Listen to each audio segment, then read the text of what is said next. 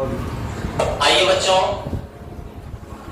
आज हम लोग पिता के पास पैसे के लिए आवेदन पत्र लिखना चाहेंगे।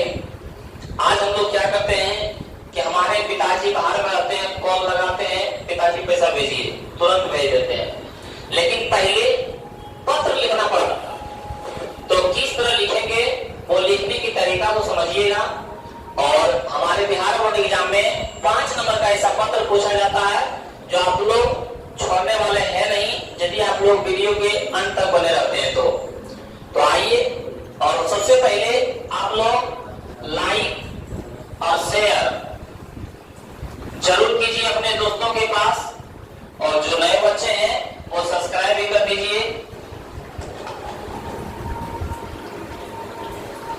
क्योंकि इस चैनल पे रोज से मीडिया क्वेश्चन आते रहेंगे, तो आप लोगों के पास नोटिफिकेशन जाते रहेगा और आप लोग बिहार बोर्ड एग्जाम में अच्छे से अच्छे अंक से प्राप्त करेंगे। तो आइए हम लोग आज पिता के पास पत्र लिखने के बारे में समझते हैं, किस तरह पिता के पास पत्र लिखा जाता है। तब पूज्यवर पिताजी सादर चरणों में प्रणाम, क्योंकि हम लोग अभी पिता के पास लगाते हैं तो बोलते हैं प्रणाम पापा। तो इस तरह पहले भी क्या बोला जाता था, पूज्यवर पिताजी सादर चरणों में प्रणाम।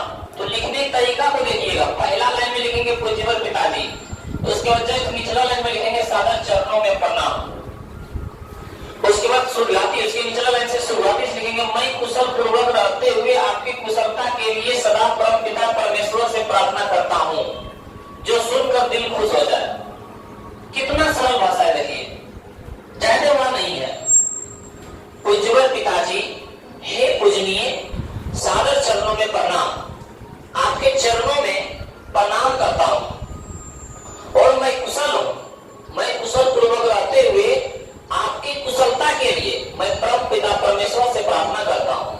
आज हम लोग कहीं मंदिर मस्जिद में जाते हैं तो हम लोग यही प्रार्थना करते हैं हमारा परिवार सकुशल होंगे। उसी प्रकार पहले अपने पिता के पास जब पत्र लिखते थे तो ये लिखते थे कि मैं कुशल हूं, यहाँ पे सब परिवार भी ठीक है और आपकी कुशलता के लिए मैं सदा परम पिता परमेश्वर से क्या है, प्रार्थना करता हूं, जो सुनकर दिल खुश हो जाए। और लिख रहे हैं कि पत्र लिखने का खास कारण यह है कि मैं अपने 10वीं की वार्षिक परीक्षा में प्रथम श्रेणी से पास हो गया हूँ। यहाँ क्वेश्चन बोल रहा है पैसे के लिए अपने पिता के पास एक पत्र लिखें कि कुछ पैसे की मांग किया जाए। तो पैसे की मांग कीजिएगा तो कुछ उसमें तो कारण होना चाहिए ना, कि क्या चीज के लिए पैसे मांग रहे हैं। तो मैं अपने 10वीं के वार्षिक परीक्षा में, बिहार बोर्ड वार्षिक परीक्षा में प्रथम श्रेणी से पास हो गया हूँ, मतलब फर्स्ट डिवीजन से पास हो गया हूँ। तो अब तो आपको इंटर में नाम लिखाना है, तो वही बोल रहा है कि अपने 10वीं के वार्षिक परीक्षा में प्रथम श्रेणी से पास हो गया हूँ, मुझे नई किताब खरीदने के लिए 2000 रुपए भेज देने की कृपा प्रदान करें। क्योंकि आगे पढ़ाई तो जारी रखना है ना, पर आगे पढ़ाई जारी रखना है तो उसके लिए नई किताबें खरीदनी है, और नई किताब खरीदने के लिए हमें 2000 रुपए भेज देने की कृपा प्रदान करें। तो हम लोग क्या बोलेंगे, हम लोग बोलेंगे पूज्यवर पिताजी सादर चरणों में प्रणाम, मैं कुशल हूँ और आपके कुशलता के लिए सदा परम पिता परमेश्वर से प्रार्थना करता हूँ, जो आपका दिल क्या है, सुनकर खुश हो जाए कि हमारा जो पुत्र है, जो हमारी पुत्री है, हमारे लिए कामना कर रही है। और ये बोल रहे हैं कि मैं अपने 10वीं के वार्षिक परीक्षा में प्रथम श्रेणी से पास हो गया हूँ, जिनके लिए मुझे नई किताब खरीदने के लिए 2000 रुपए भेजने का कृपा प्रदान करें आपका प्यारा पुत्र। यदि लड़की लिख रही है तो आपका प्यारी पुत्री, अपना नाम, ये सब नहीं भी लिखेगा चलेगा।